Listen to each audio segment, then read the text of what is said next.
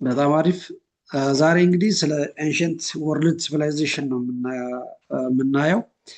በዋናነትም ስለ የጥንት ስልጣኔዎች በዓለም ላይ ነበረው በአፍሪካ፣ በላቲን አሜሪካ፣ በዩሮፕ እና በኤዥያ ውስጥ የነበሩ የተለያዩ አይነት ስልጣኔዎችን ለመዳሰስ እንሞክራለን።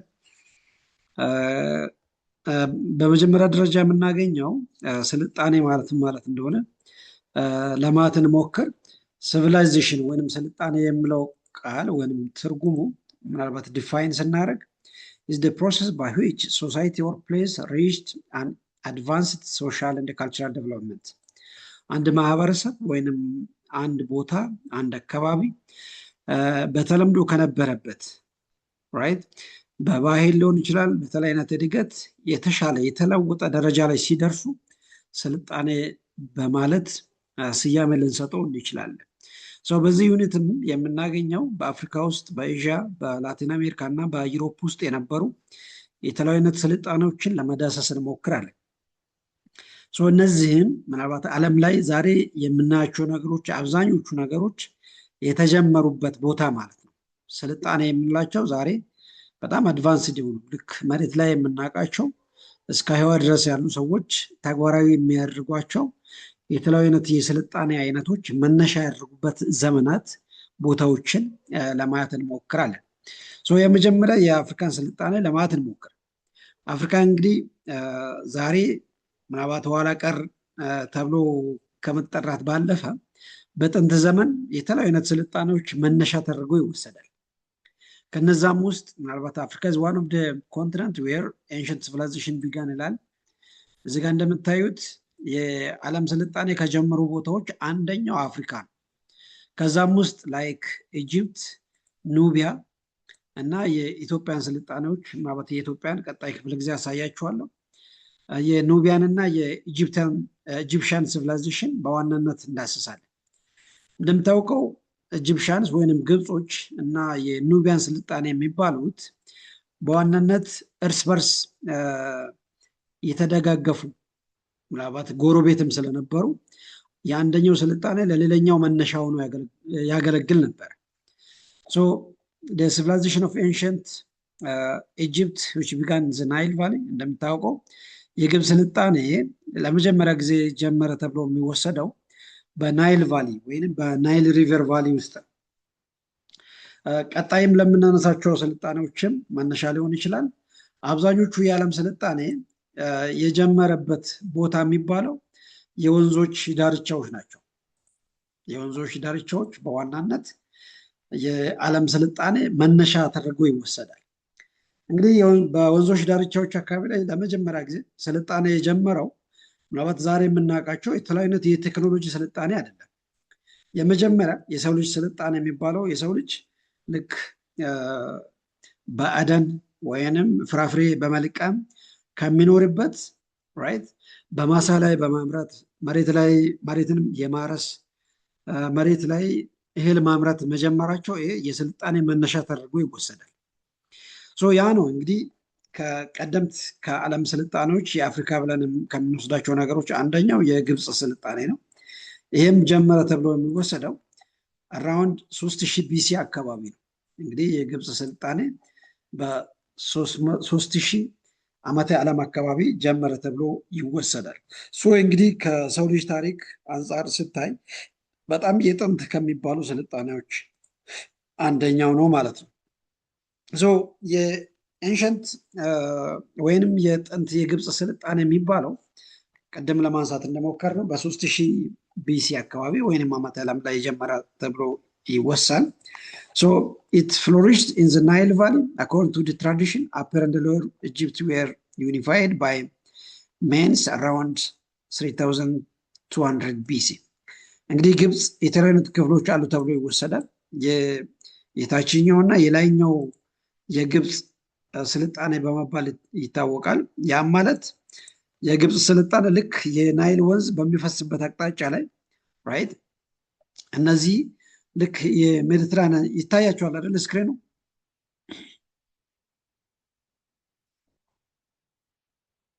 ይታያል። ሄሎ፣ ድምፅ አይሰማችሁም? እስቲ ይታያል። ሌሎች እነ ደለለኝ እነ ጋላክሲ ወይንም እነ መልካሙ ድምጻችሁ ይሰማል? ድምፅ ይሰማል? አዎ ይሰማል ቲቸር። በጣም አሪፍ። ምናልባት መደማመጣችን ቼክ ለማድረግ ነው።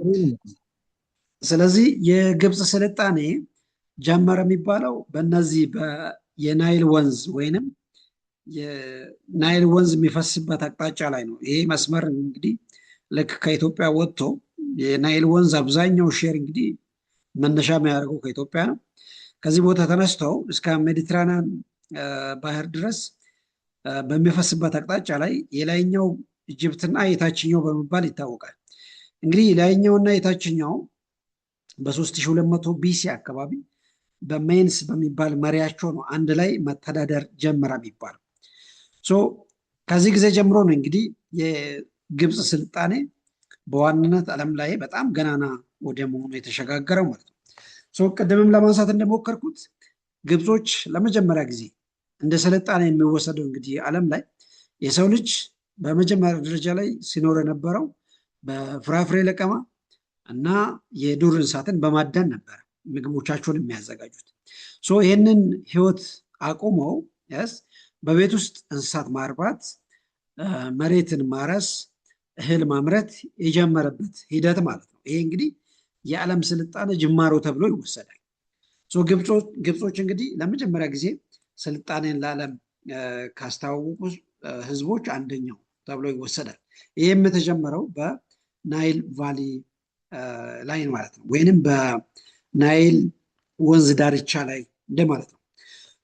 ኢጂፕሽያን ፒዛንትስ ፕሮዲውስ ዊት ኤንድ ባርሊስ እንግዲህ ማህበረሰቡ የተለያዩ አይነት የእህል ምርቶችን ያመርቱ ነበር። በተለይም ስንዴንና ገብስን በስፋት ያመርቱ ነበር ተብሎ ይወሰዳል። ሌላኛው ከብቶችንም በማርባት በከብት እርባታ የሚተዳደሩ እንደነበረ የተለያዩ አይነት የታሪክ ጽሁፎች ይነግራል ማለት ነው። ይሄ እንግዲህ የዓለማችን የታሪክ ጅማሮ ወይንም የሲቪላይዜሽን የስልጣኔ ጅማሮ ተብሎ ይወሰዳል። ኢጂፕሽያን ኢምፓየር ዋዝ ላርጅ ስቴት ሩልድ ባይ አብሶሉት ኪንግ ኮልድ ፋሮስ።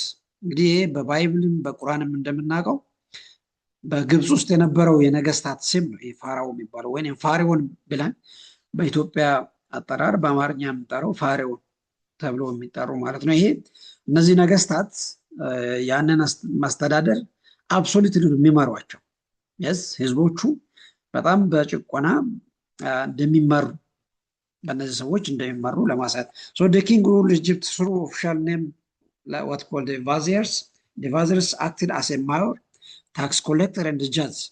ቫዚየርስ የሚባሉት ምንድን ነው? ልክ በዘመናዊ ዓለም ላይ የአካባቢ መሪ ወይንም ሊቀመንበር ወይንም የማዘጋጃ ሹም ወይንም አስተዳደር ዋና ኃላፊ ተብሎ የሚወሰደው እነዚህ ግለሰቦች ምንድነው የሚያደርጉት? ከፋሬውን በታች ግብር የሚሰበስቡ ሰዎችን ማኔጅ የሚያደርጉ የተለያዩ አይነት ቀረጥ ወይንም የተለያዩ አይነት የፍርድ ውሳኔ የሚሰጡ ግለሰቦች ማለት ነው ቫዚየርስ የሚባሉት። እንግዲህ ፋሬውን ዋና መሪያቸው ሆኖ ያገለግላል ከላይ። ከነሱ በታች ደግሞ ቫዚየርስ የሚባሉ ያንን የግብፅን ስልጣኔ ውስጥ ያሉ ሰዎችን ማኔጅ የሚያደርጉ ግብር የሚሰበስቡ የፍርድ ውሳኔዎችን የሚሰጡ የፖሊስን ስርዓቶችን ተግባራዊ የሚያደርጉ ግለሰቦች ማለት ነው ቫዚየርስ የሚባሉ። the pharaohs were regarded as a king and gods። እንግዲህ በዛ ዘመን ፋሬውን እንደ አምላክም ይመለክ ነበር፣ እንደ ንጉስም ይወሰዳል። በሌላ አነጋገር አንዳንድ ቦታ ላይ እንደ ፈጣሪም ይወሰዳል።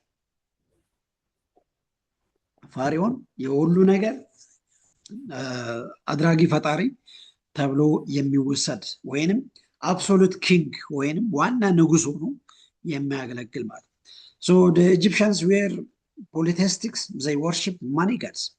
እዚህ ጋር እንደምታዩት ግብጾች አንድ አይነት ፈጣሪ አያመልኩትም፣ የተለያዩ አይነት ፈጣሪ እንዳሏቸው ለማሳያት ማለት። ፖሊቴስቲክ የሚባሉት ምንድን ነው?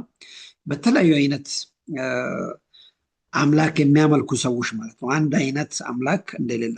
the Egyptians believe in life after death። ያው ኦብቪየስሊ ሰው ልጅ ከሞተ ወይም ህይወት ከሞተ በኋላ ስጋ ከሞተ በኋላ ህይወት አለ የሚለውንም አስተሳሰብ የሚከተሉ ሰዎች ነበሩ ማለት ነው። ይህ እንግዲህ በግብፅ ውስጥ የነበረ የሰዎች ሃይራርኪ ነው። ለምሳሌ ንጉስ የምለው ወይም ፋርዖን የምለው ከላይ ያለው ነው። ሌላኛው የሃይማኖት መሪዎች ምንላቸው አሉ። ከዛ ቀጥሎ ወታደር ወይንም ልክ እንደ ወታደር የሚያገለግሉ ሰዎችን እናገኛለን። ሌሎች ላይክ ሰርቪስ የሚባሉ አሉ። ላይክ በፍርድ ቤቶች አካባቢ ሰዎችን የሚያገለግሉ። ከዛ ቀጥሎ መርቻንትስ፣ ክራፍትስሜን፣ ፋርመርስ እንድ ስሌቭስ። በመጨረሻ ላይ የምናገኛቸው አብዛኛው የማህበረሰብ ክፍል ላይክ ባሪያ ወይንም በግብርና የሚተዳደሩ ሰዎች እናገኛለን ማለት ነው። ይሄ እንግዲህ የሰዎች ክፍልፍል ወይንም የሰዎችን ሃይራርኪ ወይንም ካቴጎሪን ለማሳየት የተጠቀምንበት ነው ማለት ነው። በአጠቃላይ ግብጾች ለዓለም ያበረከቱት የተለያዩ አይነት ስልጣኔዎች አሉ። ከነዛ ውስጥ አንደኛው የፒራሚድ ስልጣኔ የሚባለው ነው። በእርግጥ ብዙ አይነት አጨቃጫቂ ጽሁፎችን ልናነብ እንችላለን በተለያየ መንገድ። ግብጾች ናቸው ወይስ ፒራሚድን ለመጀመሪያ ጊዜ የሰሩት ወይስ ሌሎች የሚባሉ፣ ነገር ግን በጣም ዶሚናንትሊ ዓለም ላይ የሚታወቀው ግብጾች ናቸው ተብሎ ይወሰዳል። እንግዲህ በሌላ አነጋገር ግብጾች በተለይነት በኮንስትራክሽን ስራ ጥሩ ስልጣኔ እንዳለ ለማሳየት ማለት ነው። ሌላኛው ሄሮግራፊክስ የሚባለው ነው። ሄሮግራፊክስ እንደምታወቀው የስነ ጽሁፍ ዘዴ ነው። አይ ቲንክ ሄሮግራፊክስ የሚባለው በተለይ ቦታ ላይ በጽሁፍ መልክ ሊቀመጥ የሚችል ስነ ጽሁፍ ነው ሄሮግራፊክስ የሚባለው ወይንም ራይቲንግ ሲስተም የሚባለው ማለት ነው። ይህንን ለመጀመሪያ ጊዜ ለዓለም ያስተዋወቁት ወይንም የስነ ጽሁፍን ያስተዋወቁት ግብጾች ናቸው ተብሎ ይወሰዳል፣ በተለይ በአፍሪካ ኮንቴክስት። ሌላኛው ፕሪዘርቪንግ ደ ቦዲ አፍተር ዘ ዴዝ ባይ ዩዚንግ ማሚፊኬሽን የሚባለው ነው። ለምሳሌ ስጋ ከሞተ በኋላ እንዳይበሰብስ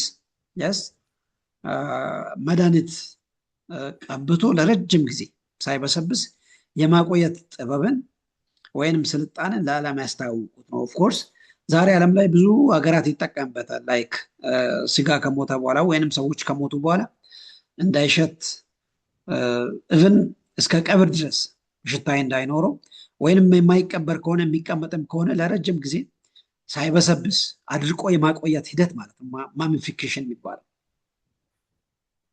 ይህንን ለዓለም ያስተዋወቁ ሰዎች ናቸው ማለት ነው የግብጾች። በአጭሩ ስለ ግብፅ ስልጣኔ ይህንን ይመስላል። ሌላኛው ከአፍሪካ ስልጣኔ አንደኛው ሌላኛው ወይም የኑቢያን ሲቪላይዜሽን የሚባለው ኑቢያ የሚባሉት እንግዲህ ዛሬ በሰሜን ሱዳን አካባቢ የሚኖሩ ወይንም በደቡባዊ ግብፅ አካባቢ ላይ የሚኖሩ ህዝቦችን ወይንም ስልጣኔን ነው ኑቢያን ሲቪላይዜሽን የሚባሉት። ኑቢያ was kingdom along the Nile River in what is now northern Sudan። ኑቢያ ስልጣኔ የሚባለው እንግዲህ ዛሬ በሰሜን ሱዳን አካባቢ የሚኖሩ ያለውን አካባቢ በአጠቃላይ የኑቢያ ስልጣኔ አካባቢ ተብሎ ይወሰዳል። it exists as early as 2000 BC and lasted until 500 AD። በእነዚህ ዘመናት ላይ የነበረ ስልጣኔ ነው እንግዲህ የኑቢያ ስልጣኔ ተብሎ የሚወሰደው ማለት ነው። ሌላኛው አግሪካልቸር was an important basis for the social differences and stratification። እንግዲህ ግብርናው ልክ እንደ ግብፅ ስልጣኔ በኑቢያን ስልጣኔም አብዛኛው ማህበረሰብ የሚለዩበት የስራ ዘርፉ ግብርና ነበር። እንግዲህ እዚህ ላይ አንድ ማወቅ ያለባችሁ ፖይንት ምንድን ነው? የኑቢያ ስልጣኔ በጣም በብዙ መንገድ በግብፅ ስልጣኔ ተጽዕኖ ስር ላይ ነበር። እንደውም አብዛኛው የኑቢያ ስልጣኔ ከግብፅ ስልጣኔ የተወረሱ ናቸውም ተብሎ ይወሰዳል። ኑቢያ የሚባለው እንግዲህ ብዙ የሱዳን አካባቢዎችን የኖርዘርን ኢትዮጵያ በጣም ብዙ ቦታዎችን አካሎ የያዘውን አካባቢ የኑቢያ ስልጣኔ ተብሎ ይወሰዳል። The Nubians cultivated like cereals, vegetables and fruits። ለምሳሌ በኑቢያ ስልጣኔ ዘመን ላይ ሰዎች ብዙ ጥራጥሬዎችን ያመርቱ ነበር እና የተለያዩ አይነት የጓሮ አትክልቶችን እና የተለያዩ አይነት ፍራፍሬዎችን ያመርቱ ነበር። In addition, pastoralism formed another important base of the subsistence economy። ከዛ ከግብርና ውጪ ማለት መሬት ከማረስ ለምሳሌ ፍራፍሬ አትክልትና የተለያዩ ጥራጥሬዎችን ከማምረት ጎን ለጎን ከብቶችንም ያረቡ ነበር፣ ልክ እንደ ግብፅ ስልጣኔ ማለት ነው። ፋይናሊ ትሬድ ዋዝ ኦልሶ አናዘር ኢምፖርታንት ሶርስ ኦፍ ዌልዝ ኤንድ ፓወር ፎር ዘ ኑቢያንስ። እዚህ ጋር ምናልባት በግብፅ ስልጣኔ ላይ ያልተነሳ ፖይንት እዚህ ጋር የምናነሳው ምንድን ነው? የኑቢያ ስልጣኔ ዘመን ላይ የነበሩ መንግስታት ንግድን እንደ አንድ መሳሪያ አድርጎ ይጠቀሙበት ነበር። የሀብት ምንጭና የስልጣኔ ምንጭ ወይንም የስልጣን ምንጭ አድርጎ ይጠቀሙ ነበር። እንግዲህ ከንግድ የሚወሰደው ወይም የሚገኘው አንዱ ፖይንት ምንድን ነው? ቀረጥ ይሰበሰባል፣ ግብር ይሰበሰባል። ያንን ሀብት በመጠቀም አካባቢውን ለመቆጣጠር ይጠቀሙበት ነበር ማለት ነው። ሶ at different time the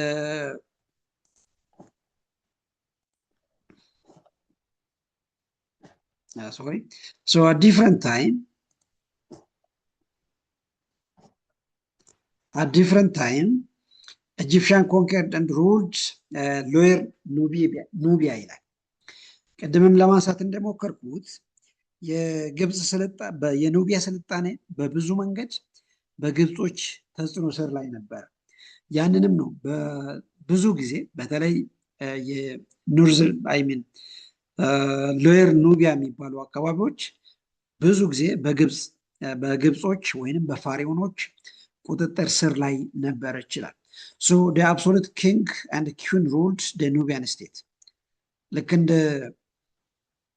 እንደ ኢጂፕሽያን ስልጣኔ ኪንግሺፕ ሲስተም ነበር ወይንም ንጉሳዊ የሆነ አገዛዝ ስርዓት ነበር። ኑቢያ ኪንግ and queens were considered like the Egyptian pharaohs as divine rulers።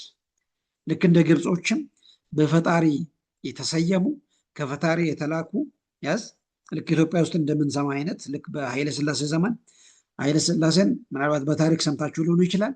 ኃይለ ሥላሴ ራሱን ስስል የነበረው ምንድን ነው? ልክ ከፈጣሪ የተላከ አይነት ንጉስ አድርጎ ነበር ስስል የነበረው።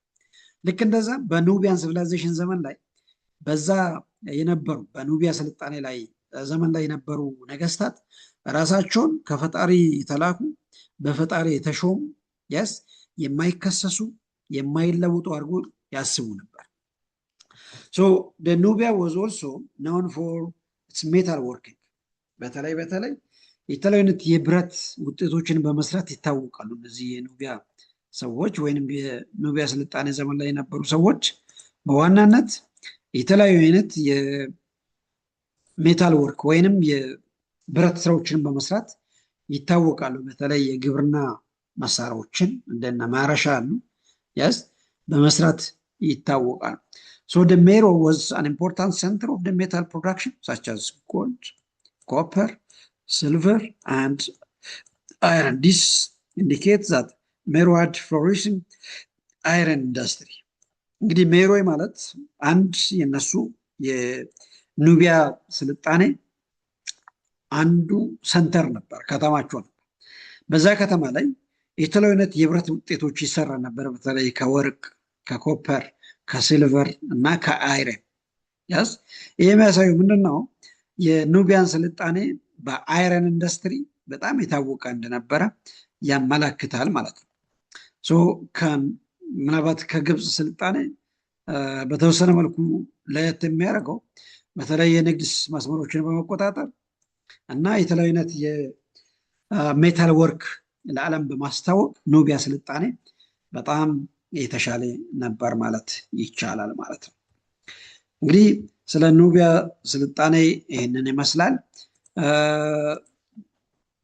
የኑቢያ ስልጣኔ ከዚህ በተጨማሪ ለዓለም ምናልባትም ብዙ የንግድ መስመሮችን የንግድ እቃዎችን ከተለያዩ ቦታ በማንቀሳቀስ ለዓለም የተለያዩ አይነት አበርክቶት እንዳለው ይታወቃል ማለት ነው። በአጠቃላይ የኑቢያ እና የኢጂፕሽያን ሲቪላይዜሽን በተለይ ከአፍሪካ ኮንቴክስት አንጻር ይህንን ይመስላል። ሁለተኛው የኤንሸንት ኤዥያን ሲቪላይዜሽን ነው።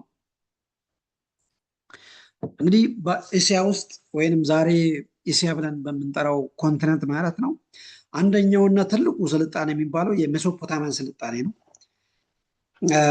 ሜሶፖታሚያ in the Greek language Mesopotamia means the land between rivers። ይሄ እንግዲህ በመጽሐፍ ቅዱስም ታውቁታላችሁ፣ በቁርአንም ታውቁታላችሁ።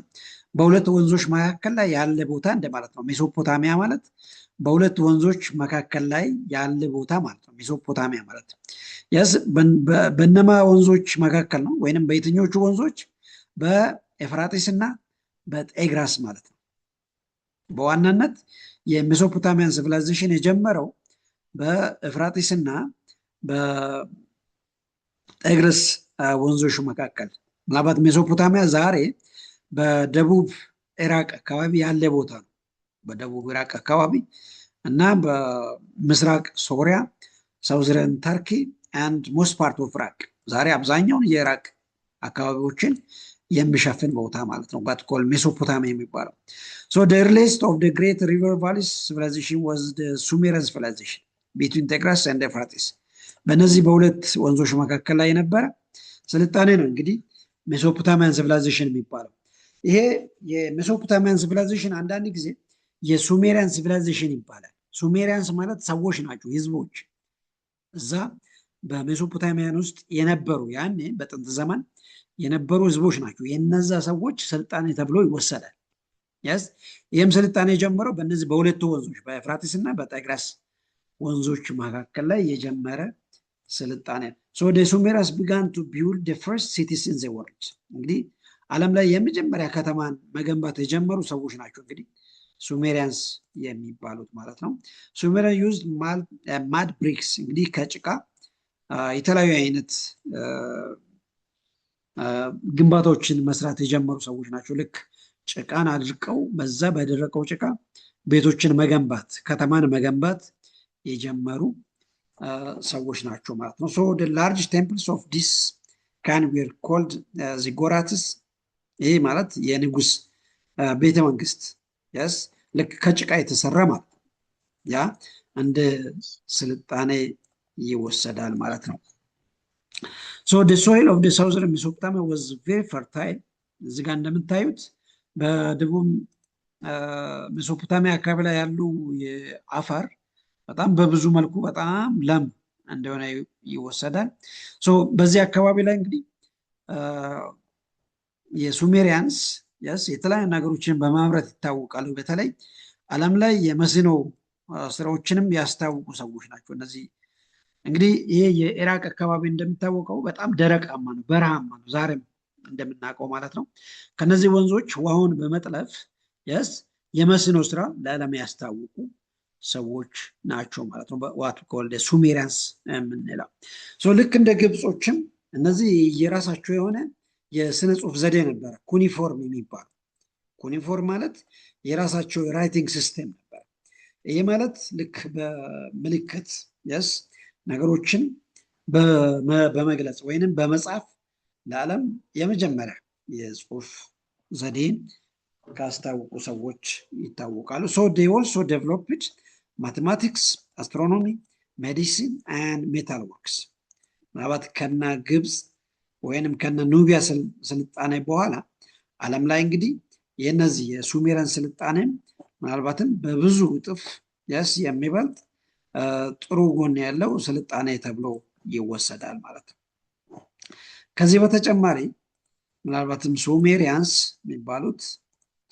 የሚባሉት ለዓለም የተለያዩ አይነት የአስትሮኖሚ ለምሳሌ የዓመታት የወራት አቆጣጠርን ለዓለም ያስታወቁ ሰዎች ናቸው ማለት ነው። ሁለተኛው ከኤዥያ ስልጣኔ ሁለተኛ አድርገን የምንወስደው የፐርሺያን ስልጣኔ ነው። አይ ቲንክ የፐርሺያን ስልጣኔ በብዙ መንገድ ልትሰሙ ትችላላችሁ። Persia was the land that includes parts of the era now present day Iran and Afghanistan። I think ምናልባት ጥሩ አጋጣሚ ነው። ዓለም ላይ ዛሬ የተለያዩ አይነት በጣም ሰፊ ጦርነቶች እየተካሄደ እንደሆነ ትሰሙታላችሁ ወይንም እየሰማችሁ ነው ብዬ ገምታለሁ። በግብፅና አይሚን በእስራኤልና በኢራን መካከል ይሰማችኋል አይደል? አዎ ይሰማናል። ኢራን ዛሬ እንግዲህ ዓለም ላይ በጣም ምናልባትም ብዙ ዓለማትን ያስጨነቀ ጦርነት በእስራኤልና በኢራን መካከል ላይ እየተደረገ ያለ ጦርነት ትሰሙታላችሁ። ፐርሺያን ሲቪላይዜሽን የሚባለው ፐርሺያን ሲቪላይዜሽን የሚባለው ዛሬ ኢራን የምንላት ሀገር ናት። የፐርሺያ ሲቪላይዜሽን በእርግጥ የዛሬ ኢራን ይሁን እንጂ አብዛኛው የሚድል ኢስት አካባቢዎችን፣ የአውሮፓ ሀገራትን፣ የኤዥያ አካባቢዎችን የሚያጠቃልል ስልጣኔ ነበር የፐርሺያ ሲቪላይዜሽን የሚባለው። እንግዲህ ዛሬ ላይ በመካከለኛው ምስራቅ ላይ ያለው አካባቢዎች ለምሳሌ ኳታር፣ ኩዌት፣ ሳውዲ አረቢያ፣ ኦማን፣ በነዛ አካባቢዎች ላይ በጣም ገኖ የነበረ ስልጣኔ ነው ፐርሺያን ሲቪላይዜሽን የሚባለው። ይህም በዋናነት የዛሬዎቹን ምናልባት በጣም አጥበን ስናይ የዛሬን ኢራንንና አፍጋኒስታን ቦታዎችን የሚያጠቃልል ስልጣኔ ነው ፐርሺያን ስልጣኔ የሚባለው። ፐርሺያን ኮልስ ሪጅን ላንድ ኦፍ አሪያንስ። እነሱ የፐርሺያንስ የነሱን መሬት ወይንም የነሱን አካባቢ ላንድ ኦፍ አሪያንስ ወይንም የአሪያን ምድር በማለት ይጠሩታል ያንን አካባቢ። ፍሮም ዊች ኔም ኢራን ዋዝ ኮይንድ። ዛሬ ኢራን የምንለው ስም አሪያንስ ከምለው የተወሰደ ነው። አሪያን ማለት የፐርሺያን ስልጣኔ ምድር ማለት ነው። ፐርሺያንስ ኮል ዘር ላንጉዌጅ አስ አሪያን ላንጉዌጅ በማለት ይጠራል። አሪያን ማለት የራሳቸው ቋንቋ የያኔው ማለት ነው። ላንድ ኦፍ አሪያንስ ማለት የፐርሺያን ስልጣኔ አካለው የያዘበት ቦታ ላንድ ኦፍ አሪያንስ በመባል ይታወቃል ማለት ነው። እንግዲህ ዛሬ ኢራን ብለን የምንጠራው ሀገር የተወሰደው ከዚህ ስያሜ ነው ማለት ነው። Persian established the dynasty what we call the Persian Empire. የፐርሺያን ኢምፓየርን መስርቶ ነበር። እንግዲህ ፐርሺያን ኢምፓየር ቀደም ለማንሳት እንደሞከርኩት በሚድል ኢስት ውስጥ ያሉ ብዙ ቦታዎችን የምስራቅ አውሮፓ እና የምዕራብ አብዛኛውን የኤዥያ አካባቢዎችን ያጠቃልላል። በተለይ ሚድል ኢስት ውስጥ ያሉ ብዙ አካባቢዎችን ለምሳሌ ኢራን፣ አፍጋኒስታን፣ ኩዌት፣ ኳታር፣ ዩናይትድ አረብ ኤሚሬትስ፣ ሳውዲ አረቢያ የምንላቸውን እነዛን ሰፊውን አካባቢ አጠቃለው የያዘ አካባቢ ነው እንግዲህ የፐርሺያን ስልጣኔ ተብሎ የሚወሰደው ማለት ነው። ምናልባት የዛሬ የፐርሺያ ወይንም የዛሬ ኢራን ብለን የምንጠራው አካባቢ ምናልባትም በጣም ብዙ ትርጉም ያለበት አካባቢ ነው። the first Persian empire founded by Cyrus, I think ሳይረስ የሚባለውን በብዙ ጽሁፎች ልሰሙ ትችላላችሁ። ይህኛውም ምናልባትም ዋና የፐርሺያን ስልጣኔ የመሰረተ ሰውየው ሳይረስ ብለን የምንጠራው ማለት ነው። አራውንድ በ550 ቢሲ አካባቢ ላይ በዋናነት ያንን የፐርሺያን ስልጣኔ የመሰረተ ሰው he was one of the founder. ምናልባት ይህን ሰውዬ በብዙ መንገድ ልናነሳው እንችላለን። they built many new roads በተለይ በመንገድ ስራ ይታወቃሉ። and developed world the first postal service ዓለም ላይ የመጀመሪያ የፖስታ አገልግሎትን ያስጀመሩ ሰዎች ናቸው። የፐርሺያን ሲቪላይዜሽን their religion was known as Zoroastrianism. ይሄ ዞሮአስትሪያኒዝም የሚባለው ይሄ ራሳቸው የሃይማኖት ነው። ባትቆል ዞሮአስትሪያኒዝም የሚባለው which was founded by the prophet known as Zoroaster። በዚህ ሰውዬ የተመሰረተ ማለት ነው። እንግዲህ ከዚህ የምንማረው ምንድነው? የፐርሺያን ስልጣኔ ዓለም ላይ በጣም ገናና ከነበሩ ስልጣኔዎች አንደኛው ነው። በተለይ በመንገድ ስራዎች፣ በፖስታ አገልግሎት እና የተለያዩ አይነት ሃይማኖቶችን ለዓለም በማስተዋወቅ ይታወቃል ማለት ነው። ሌላኛው አይ ቲንክ አንዳንድ አስተዋጽኦ እዚህ ጋር ታዩታላችሁ። he is known for the tolerance and their governance። ምናልባት ሳይረስ የሚባለው የፐርሺያን ስልጣኔን ለመጀመሪያ ጊዜ የመሰረተው ግለሰብ ማለት ነው። የባቢሎን ስልጣኔ በእርግጥ ስለ ባቢሎን በመጽሐፍ ቅዱስም ልታውቁ ትችላላችሁ። ልክ የባቢሎን ውድቀት አካባቢ ላይ የተነሳ ንጉስ ነው ሳይረስ ተብሎ የሚጠራው ማለት ነው። እንግዲህ ከዚህ አንጻር ሳይረስ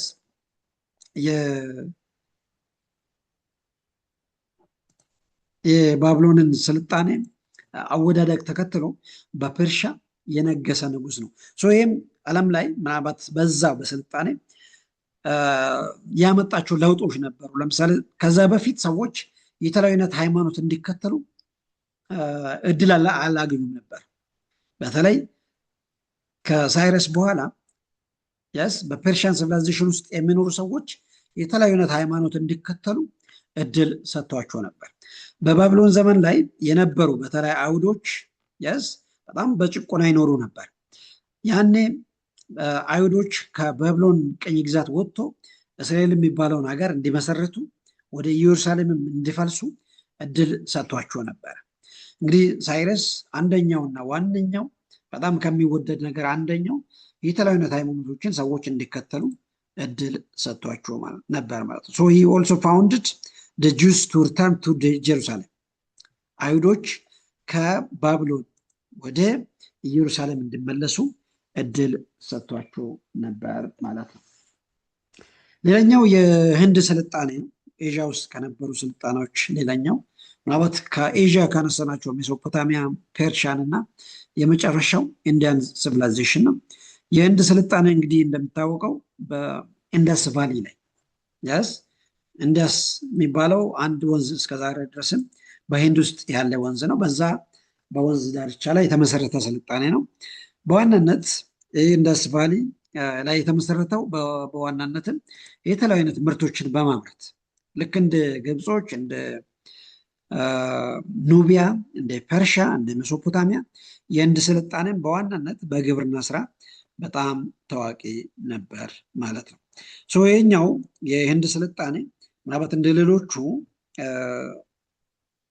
በጣም ሰፋ ያሉ የተለያዩ አይነት የግብርና ስራዎችንም በመስራት ይታወቃል። ራይት በኢንደስ ቫሊ ውስጥ የተለያዩ ምርቶችን በማምረት ይታወቃል ማለት ነው። ሌላኛው ከኤዥያ ስልጣኔ ሌላኛው የቻይና ስልጣኔ ነው። የቻይና ስልጣኔውም ቤዚካሊ በየሎ ሪቨር ቫሊ ላይ የተመሰረተ ስልጣኔ ነው። እዚህም እንደምናየው የቻይናን ስልጣኔ የመሰረተው የመጀመሪያ ዳይናስቲ የሚባለው የሻንግ ዳይናስቲ የሚባለው ነው ከ1700 እስከ 1122 ቢሲ ላይ። እዚህ ላይ ምናልባት ባለፈውም ለማንሳት ሞክረናል። አመታት ወደኋላ ነው የሚቆጠሩት በቢሲ ዘመናት ላይ። በቢሲ ዘመን ላይ ወደኋላ ከከፍተኛ ወደ ዝቅተኛ፣ በኤዲ ዘመን ላይ ነው ከዝቅተኛ ወደ ከፍተኛ የሚቆጠረው። ልክ እነዛው በቻይና ላይ ወይም በኤዥያ ከተመሰረቱ ስልጣኔዎች በጣም ገናና ከነበሩ አንደኛው የቻይና ስልጣኔ ነው፣ ቻይኒዝ ሲቪላይዜሽን የሚባለው። ይህም የተመሰረተው በየሎ ሪቨር ቫሊ ውስጥ ነው ማለት ነው። እዛ የተመሰረተው ለምንድን ነው? ሰዎች የተለያዩ አይነት ልክ የተለያዩ ምርቶችን በማምረት ከብቶችን በማርባት የሚታወቁ መሆን ሲጀምሩ ነው ማለት ነው። ይህ እንግዲህ በቻይና ውስጥ በቻይና ሲቪላይዜሽን ዘመን ላይ ከነበሩ ነገሮች አንደኛው የኮንፊሽየስ ጽንሰ ሀሳብ he was the most influential and respected philosopher in Chinese history። ኮንፊሽየስ የሚባለው በእርግጥ በብዙ ጽሁፎች በብዙ ልብ ወለዶች እናውቃለን። ኮንፊሽየስ የሚባለው ፈላስፋ በተለይ የኮንፊሽየኒዝም ትምህርትን በማስተማር ይታወቃል። ሰዎች በጣም በህግ የሚመሩ ራይት ጋጠወጥነት የሌለ ዌል ኦርደርድ ሶሳይቲ እንዲኖር የተለያዩ ትምህርቶችን የሚያስተምር ትምህርት ነው ኮንፊሽየኒዝም የሚባለው። ራይት ምን ማለት ነው? ሰዎች የተማሩ እንዲሆኑ ህግና ደንብን የሚከተሉ ራይት ሴትና ወንድ የተለዩ እንዲሆኑ አንድ የልጆች ትምህርት የልጆች ምሪት እንዲኖር የተለያዩ ትምህርቶችን ያስተማረ ሰው ነው ኮንፊሽየስ የሚባለው። ያ አጠቃላይ ትምህርቱ ኮንፊሽየኒዝም ይባላል። ራይት ያንን ትምህርት ያመጣው ነው እንግዲህ የኮንፊሽየስ የሚባለው። የቻይኒዝ ሲቪላይዜሽን በዛ ይታወቃል። ሌላኛው ቻይና ለዓለም ያበረከተው ሎጎግራፊ የሚባለው ወይም የቻይና የስነ ጽሁፍ ዘዴ ማለት ነው። ሎጎግራፊ የሚባለው ልክ በግብፅ እንደነበረው ልክ እንደ ሜሶፖታሚያ እንደነበረው የየራሳቸውን ጽሁፍ እንደነበረ ቻይናም የራሱን የስነ ጽሁፍ ዘዴ ነበር። ይህም ሎጎግራፊ በመባል ይታወቃል ማለት ነው። እንግዲህ ሰዎች የስ ከአደን የስ ፍራፍሬ ከመልቀም ምርት ወደ ማምረት፣ ጽሁፍ ወደ መጻፍ የስ የተለያዩ ፍልስፍናዎችን ወደ ማምጣት የመጡበት ትምህርት ነው ዛሬ ለማሳየት የሞከር ነው ማለት ነው። ይሄ ምናልባት ያኔ የቻይኒዝ ስልጣኔ የጀመረበት ቦታ ነው። እስከዛሬ ድረስም ያለው ነው። አይ ቲንክ የታላቁ የቻይና ግንብ በመባል ይታወቃል ይኸኛው።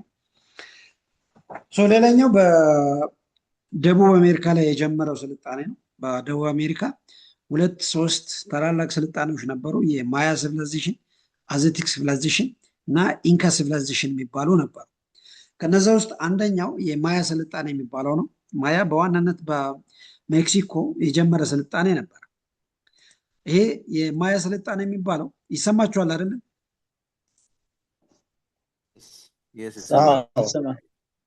በጣም አሪፍ። የማያ ስልጣኔ የሚባለው በላቲን አሜሪካ ወይንም በመካከለኛ አሜሪካ ላይ ከሰሜን አሜሪካ በስተደቡብ በኩል በሜክሲኮ ላይ የተመሰረተ ስልጣኔ ነው ማያ ስልጣኔ ተብሎ የሚጠራው ማለት ነው። በእርግጥ በሜክሲኮ ዙሪያ ላይ ያሉ አካባቢዎችን ብዙዎችን ያጠቃልላል። ላይክ ዛሬ ላይክ ጓትማላ ብለን የምንጠራው ኤልሳልቫዶር ብለን የምንጠራቸውን አካባቢ በሙሉ ያንን ያካትታል። ማያዎች ዓለም ላይ በአስትሮኖሚ እና በማቴማቲክስ በጣም የታወቁ ናቸው። ያኔ ዓለም ላይ የአስትሮኖሚ ትምህርትን ወይንም የአስትሮኖሚን ጽንሰ ሀሳብ ለዓለም ያስታወቁ ሰዎች ናቸው። አስትሮኖሚ የሚለው የስነፈለግ ወይንም የስነ ህዋ ጥናትን ለዓለም ያስታወቁ ስልጣኔ ነው ማያ ስልጣኔ የምንለው።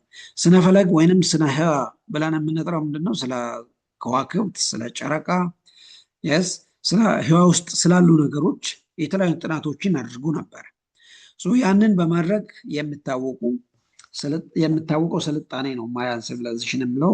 በዋናነት የጀመረው በላቲን አሜሪካ በሜክሲኮ፣ ጓትማላ እና በኤልሳልቫዶር አካባቢ ላይ ዛሬ ያንን አካባቢ አጠቃለው የያዘው አካባቢ ማለት ነው።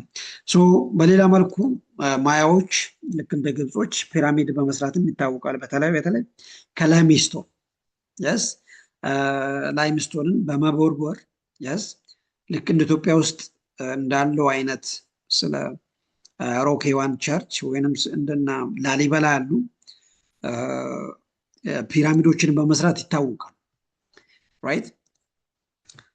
ሌላኛው የኢንካ ሲቪላይዜሽን የሚባለውን the Incas, the South American native people, they ruled one of the largest and richest empire in America, in Latin America.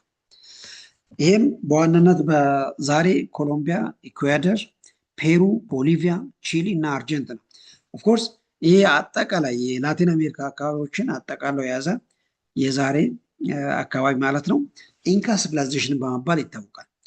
its capital was Cusco ይላል። ይሄ የኢንካ ስልጣኔ ዋና ሰንተራቸው ዋና ከተማቸው ነበር። in southern part of ፔሩ፣ ዛሬ ፔሩ ብለን በምንጠራው ሀገር በተለይ በደቡብ ፔሩ ላይ ያለ አካባቢ ነው ኩስኮ የሚባለው። the Inca were skilled in engineering and crafts።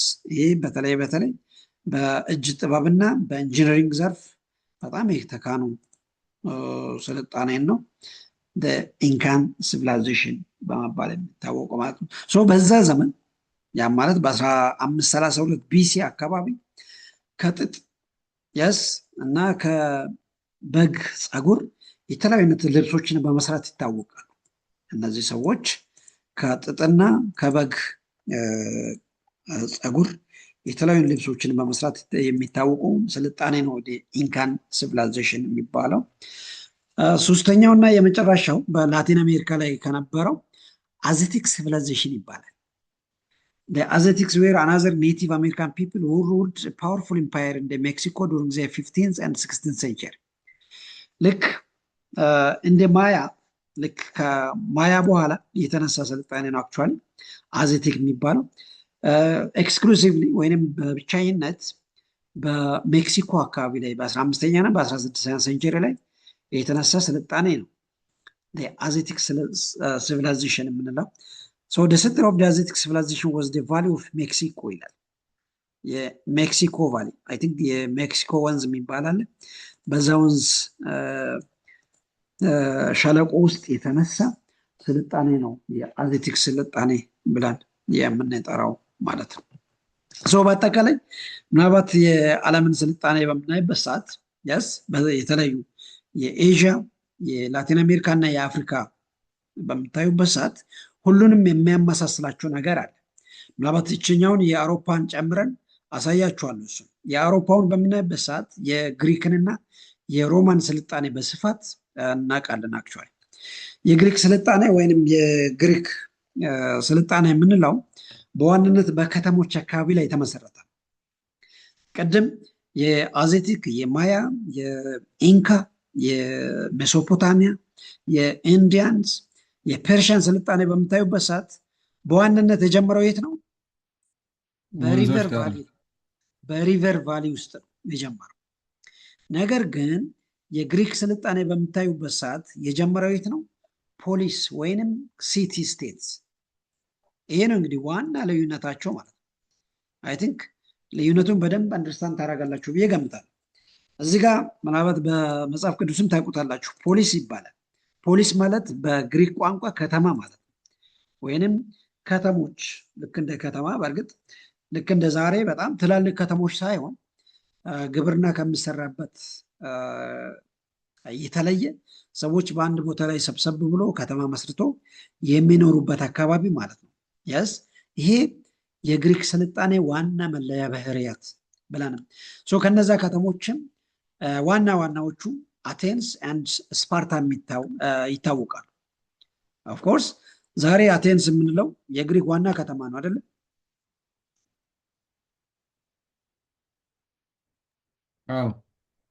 በጣም አሪፍ። ሌላኛው ስፓርታ የሚባለው የግሪክ ሌላ ከተማ። የግሪክ ስልጣኔ በዋናነት የጀመረው ከተሞች አካባቢ ልክ እንደ ላቲን አሜሪካ፣ እንደ ኤዥያ እና እንደ አፍሪካ ስልጣኔዎች በወንዞች ሸለቆ ውስጥ አልተጀመረም። እንግዲህ ብዙ ጊዜ የምናውቀው ግሪኮችን በፍልስፍና በጣም ብዙ አይነት ፍልስፍና፣ ብዙ አይነት የሳይንስ ሀሳቦችን ለዓለም ማስተዋወቃቸውን እናውቃለን። ያ ሀሳብ የጀመረው በከተሞች አካባቢ ላይ ነበር ማለት ነው። በተለይም በአቴንስ እና በስፓርታ ከተሞች አካባቢ ሲቲስ ኔቨር ቢካም ዩናይትድ ኢንቱ ኔሽንስ። እንግዲህ ያኔ የግሪክ ከተሞች በአጠቃላይ በግሪክ ስር ላይ አይጠቃልም። በተለይ ከከተሞች ጋር ምንም አይነት ውህደት አይኖራቸው። በጣም የተለየ አይነት ገጽታ፣ የተለየ አይነት አስተሳሰብ ያለበት አካባቢ ነው ከተማ ተብሎ የሚወሰደው። however they all had a common language። ምናልባት ከተማና ገጠር አንድ አይነት ወይንም አንድ ላይ አይሆኑ እንጂ የጋራ ቋንቋ፣ የጋራ ሃይማኖት፣ የጋራ ባህል ነበራቸው። ከተማውም ገጠሩም አንድ አይነት ባህል፣ አንድ አይነት ቋንቋ፣ አንድ አይነት ሃይማኖት ይከተሉ ነበር። the Greeks call themselves as Hellenes። ይሄ ልክ ኢትዮጵያውያን እንደሚባሉ ግሪኮች የራሳቸውን ሄለንስ ብሎ ይጠሯቸዋል። ኢትዮጵያውያን እንደሚባሉ ግሪኮች ማለትን ሄለንስ በመባል ይጠራሉ። አንድ ሂላስ ደግሞ የራሳቸው መሬታቸው ማለት ነው። ሂላስ ማለት የግሪኮች መሬት እንደማለት ነው። the Greeks have many outstanding achievements። እንግዲህ ግሪክ ለዓለም ካበረከቱ በጣም ጎላ ካሉ አስተዋጽኦች አንደኛው አርክቴክቸር ወይንም በግንባታ ስራ ማለት ነው። ለምሳሌ የተለያዩ አይነት የከተሞችን ግንባታ ለዓለም አስታውቆ ነበረ። ሊትሬቸር ወይንም በስነ ጽሁፍ ለምሳሌ ድራማ ብለን የምንጠራው፣ ስፖርት ብለን የምንጠራቸው ሀሳቦች ለመጀመሪያ ጊዜ የተጀመሩት በግሪክ ውስጥ ነው። ለምሳሌ ቲያትር ማለት ቲያትር ብለን የምንጠራቸው፣ ድራማ ብለን የምንጠራቸው ሀሳቦች ፎር ዘ ፈርስት ታይም ዓለም ላይ የጀመረው ግሪክ ውስጥ ነው። ይህ ከሊትሬቸር አንጻር ግሪኮች ለዓለም ያበረከተው ስልጣኔ ነው። ሌላኛው ስክልፕቸር ነው። ይህ ስክልፕቸር የሚባለው ምንድን ነው? አንድን ነገር አመሳስሎ መሳል ወይንም ሐውልት መሳል፣ አንድን ነገር የሚመስል ነገር ማዘጋጃትን ይህ ለዓለም ያስታውቁት ነገር ላይክ ከጭቃ ሊሆን ይችላል፣ ከብሮንዝ ሊሆን ይችላል፣ ከማርብል ሊሆን ይችላል። የተለያዩ አይነት ሐውልቶችን መስራትን ለዓለም ያስታውቁ ሰዎች ናቸው። ሌላኛው በታሪክ አጻጻፍ ታሪክ ያዝ የመንግስታት ታሪክ ሊሆን ይችላል፣ የህዝብ ታሪክ ሊሆን ይችላል፣ የሃይማኖት ታሪክ ሊሆን ይችላል። ጽፎ ለዓለም ያስጀመሩት እነዚህ ግሪኮች ናቸው ማለት ነው። እንግዲህ የግሪክ ስልጣኔ በእርግጥ በጣም ሰፋ ያለ ሀሳብ ያለው ነው። ለምሳሌ ከታሪክ አንጻር ሄሮዶቶስ እንግዲህ ባለፈውም ለማንሳት እንደሞከር ነው ሄሮዶቶስ የወልድ ፋዘር ኦፍ ሂስትሪ በመባል ይታወቃል። ይሄ ለመጀመሪያ ጊዜ ታሪክን ለመጻፍ ወይንም የታሪክን ሀሳብ ያመነጨ ሰው ነው ሄሮዶቶስ ብለን የምንጠራው ማለት ነው። ሌላኛው ላይክ ከሜዲሲን አንጻር ግሪኮች ለዓለም በጣም ብዙ ሀሳቦችን አበርክተዋል። ለምሳሌ ሂፖክራተስ began the tradition of modern medicine of the Europe. Hippocrates he was the individual who introduced the modern medicine concept.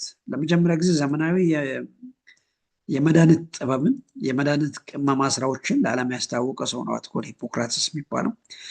አንድ ሌላኛው ዴሞክራሲ የሚባለው ሀሳብ ለመጀመሪያ ጊዜ ለዓለም መነሻ ያደረገው ከግሪክ ነው። ለምሳሌ ሳይኮሎጂ፣ ኦሎምፒክ፣ ማራቶን እነዚህ ቋንቋዎች ለመጀመሪያ ጊዜ የጀመረው ግሪክ ውስጥ ነው ማለት ነው። ሌላኛው ፊሎሶፊ just the two greatest philosophers of the ancient Greek was the Plato and Aristotle. I think እነዚህን ግለሰቦች ታውቁታላችሁ። በተለይ በፍልስፍና ፕላቶ እና አሪስቶትል በጣም ሰፋ ያለ የፍልስፍና ጽሁፎችን ለዓለም ያበረከቱ ግለሰቦች ናቸው ማለት ነው። በአጠቃላይ ይሄ ስለ ግሪክ ስልጣኔ ይህንን ይመስላል። ሌላኛው የሮማን ስልጣኔ ነው። እየጨረሰን ነው፣ ምናልባት እየደከማችሁ እንዳይሆን። ይሰማል አይደለም? ይሰማል። አዎ ይሰማል። በጣም አሪፍ። ሌላኛው ከአውሮፓ ውስጥ የምናነሳው ስልጣኔ የኤንሸንት ሮማን ስልጣኔ ነው፣ ወይንም የሮም ስልጣኔ የሚባለው ነው። በብዙ ታሪክ ታውቁታላችሁ። አይ ቲንክ the Roman civilization started in the present day Italy. እንግዲህ የሮም ስልጣኔ የጀመረው በዛሬ ጣሊያን በሚባል ሀገር ላይ ነው። አይ ቲንክ ስለ ጣሊያን ታውቁታላችሁ አብዛኞቻችሁ። and it was begun at the hill above the river Tiber ይላል። እንግዲህ ከግሪክ ስልጣኔ አውሮፓ ውስጥ ከነበሩት እንግዲህ በጣም ለየት የሚያደርገው በከተሞች አካባቢ ነው ኦፍ ኮርስ የጀመረው። አንድ እንደዛም ሆኖ በቲበር ሪቨር ቫሊ ውስጥ በመነሻነት ጀመረ ተብሎ ይወሰዳል። so the ancient Rome had a significant influence. እንግዲህ የሮም ስልጣኔ በምታዩበት ሰዓት ዓለም ዛሬ በደረሰችበት ደረጃ ላይ እንድትደርስ የሮም ስልጣኔ የራሱን አስተዋጽኦ አለው።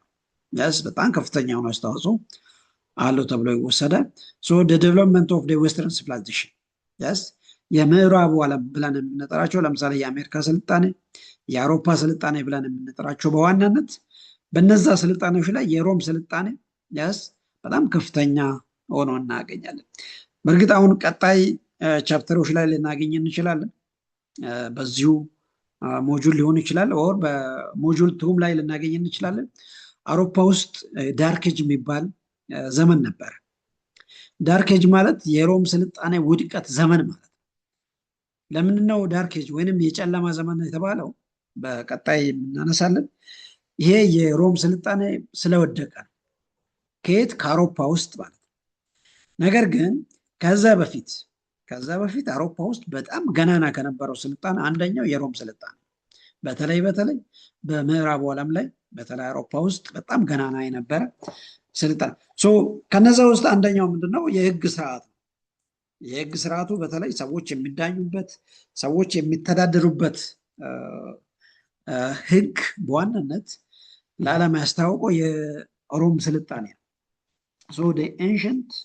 the ancient Roman built a public baths and amphitheaters.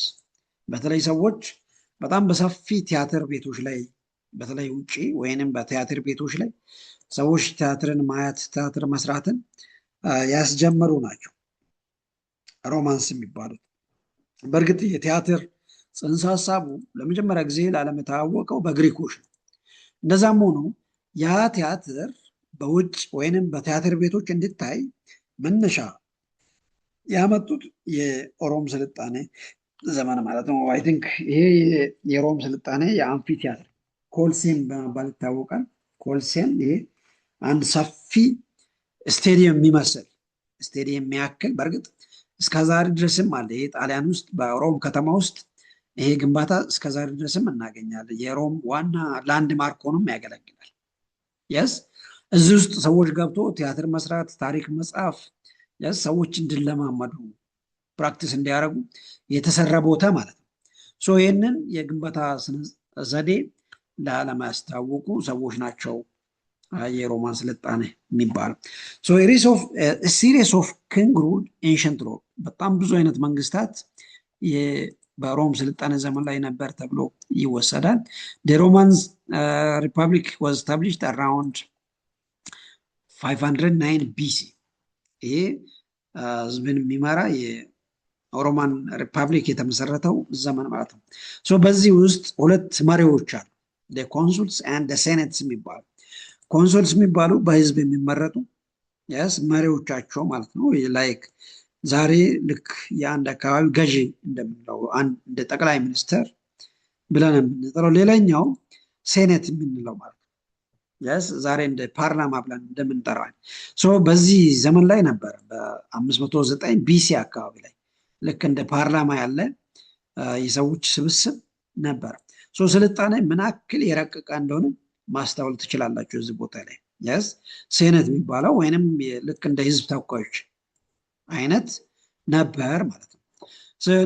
the Roman Empire was established after the Republic was destroyed። ይሄ ሪፐብሊኩ ወይንም በህዝብ የሚመራው ከወደቀ በኋላ የስ ኢምፓየሩ ተመሰረተ። ኢምፓየር የምንለው ምንድነው? በአንድ መሪ የሚመራ ማለት ነው።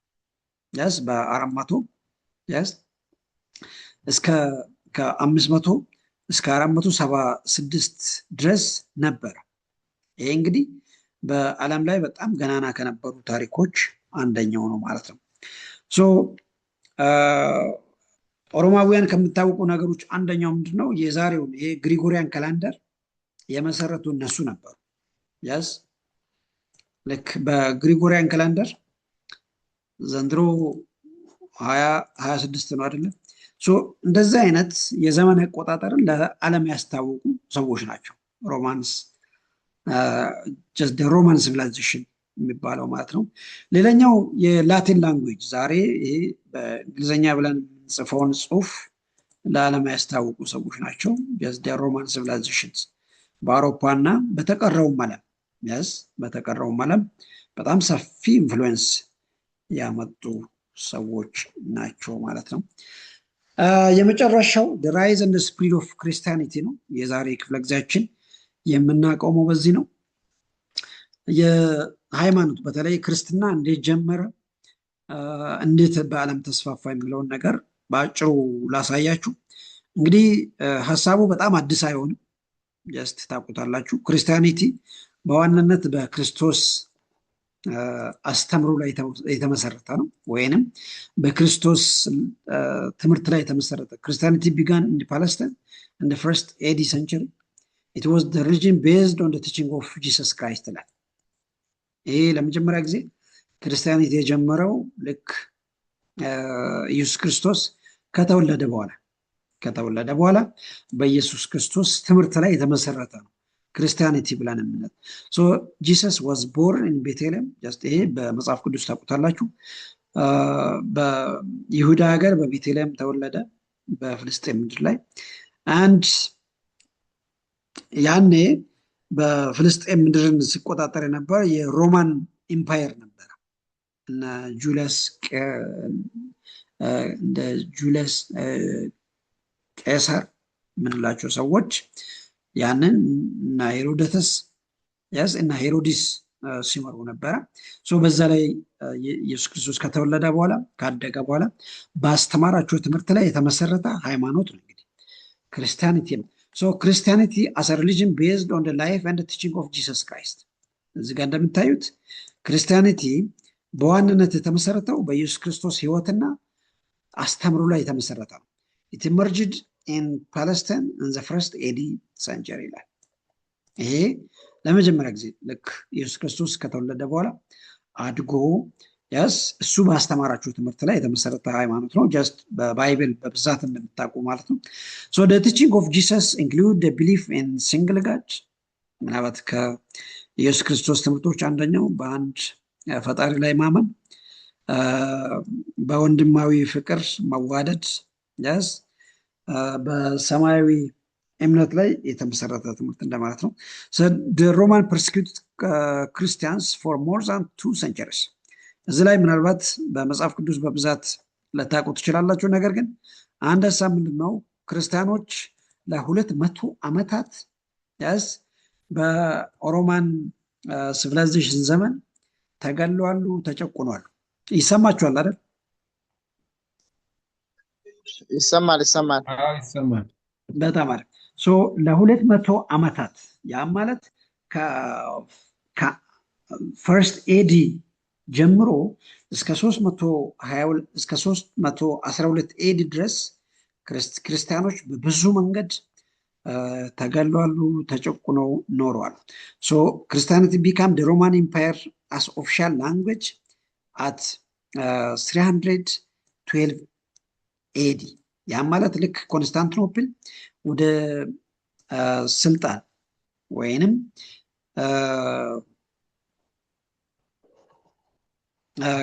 ልክ ኮንስታንቲኖፕል ወደ ስልጣን የመጣበት ዘመን ማለት ነው።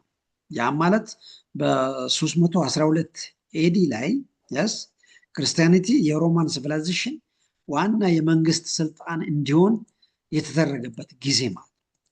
ልክ እስከ 312 ኤዲ ድረስ ክርስቲያኖች ይገደሉ ነበረ፣ ይሰደዱ ነበረ። ያስ ያ ነገር የቆመ መቼ ነው? ልክ በሮማን ስልጣኔ ዘመን ላይ መንግስት የሮማን ስልጣኔ ዋና መሪ ኮንስታንትን የክርስቲያኒትን ሲቀበል ነው። ልክ ከዛ በኋላ ሰዎች በክርስቲያኒቲ ወይንም የክርስትና እምነትን የሚከተሉ ሰዎች መሰደድ፣ መገደል የቆመው ያኔ ነበር ማለት ነው። ስለዚህ ስለ ክርስቲያኒቲ ምናልባት በአጭሩ ይህንን ይመስላል። ሰፋ ያሉ ነገሮችን ኦፍኮርስ ታውቁታላችሁ። ምናልባት ለመጀመሪያ ጊዜ ክርስቲያኒቲ ወደ ኢትዮጵያ የመጣ በእርግጥ አሳያችኋለሁ፣ በዚሁ ሞጁል ላይ አለ። በፎርዝ ኤዲ ላይ አይሚን በሰርድ ኤዲ ላይ ማለት ነው። ያስ እንግዲህ ስለ ክርስቲያኒቲ በአጭሩ ይህንን ይመስላል። በቀጣይ ክፍለ ጊዜያችን ላይ ስንገናኝ ፒፕልስ ኤንድ ስቴት ኢን ኢትዮጵያ ኤንድ ሆርን ኦፍ አፍሪካ እስከ 13ኛ ሴንቸሪ ድረስ ያለውን ቦታ ለማየት እንሞክራለን ማለት ነው። በዛሬው ትምህርታችን ያየነው ምንድን ነው?